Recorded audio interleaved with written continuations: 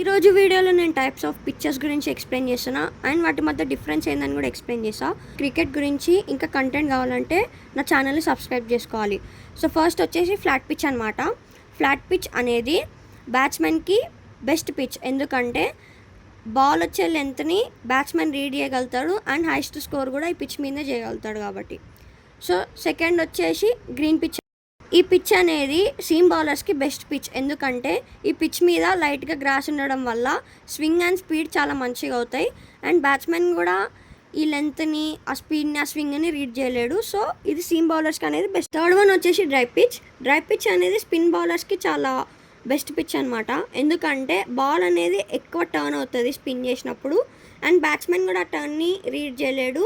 బ్యాట్స్మెన్కి మాత్రం చాలా హార్డ్ ఉంటుంది బ్యాటింగ్ చేయడానికి. ఫోర్త్ వన్ వచ్చేసి వెట్ పిచ్ అనమాట.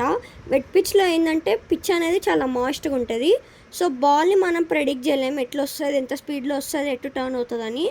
సో బ్యాట్స్మెన్కి, బౌలర్కి ఇద్దరికి చాలా హార్డ్ ఉంటుంది ఇక ఈ పిచ్లో ఆడడానికి. ఫిఫ్త్ వన్ వచ్చేసి హార్డ్ పిచ్. హార్డ్ పిచ్లో ఏంటంటే ఫాస్ట్ బౌలర్స్కి ఈ చాలా పిచ్ అనేది చాలా యూజ్ అవుతుంది, ఎందుకంటే ఇక్కడ బాల్ అనేది చాలా హై బౌన్స్ అవుతుంది అండ్ బ్యాట్స్మెన్ ఎవరైతే చాలా అగ్రెసివ్గా ఆడతారో వాళ్ళకి ఈ పిచ్ అయితే చాలా యూజ్ అవుతుంది. నెక్స్ట్ వన్ వచ్చేసి క్రాకెడ్ పిచ్ అనమాట. క్రాకెడ్ పిచ్లో ఏంటంటే మనం బాల్ని ప్రెడిక్ట్ చేయలేం. లైక్ ఒక్కొక్కసారి ఇది స్పిన్ అవుతుంది, ఒక్కొక్కసారి ర్యాండమ్గా బౌన్స్ అవుతుంది.